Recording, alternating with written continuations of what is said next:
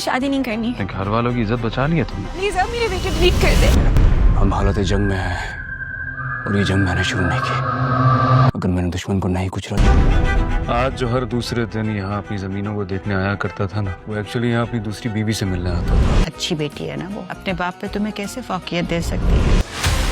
मैं इसकी बहन को तलाक दे दूंगा। नहीं रहना मुझे तुम जैसे इंसान के साथ। जब जब मुझे लगता है कि हम एक दूसरे के करीब हो रहे हैं, तब तब वो ऐसा कदम उठाती है कि दूरी 4 गुना बढ़ जाती है। बस करता है मैं कहाँ जाऊंगे। 2 टके की पुलास्मा को मेरे मुकाबले लाके खड़ा करती है।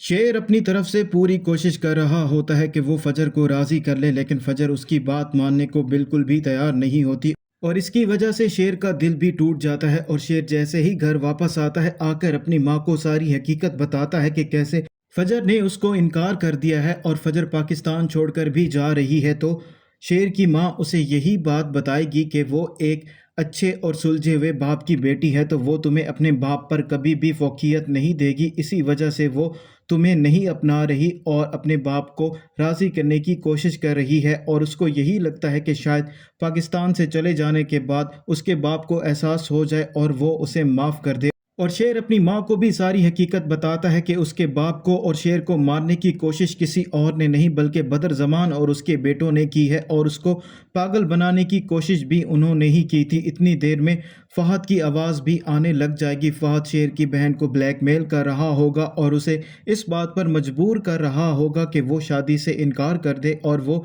फ़हद से शादी कर ले और शेर उनकी सारी बातें सुन लेगा।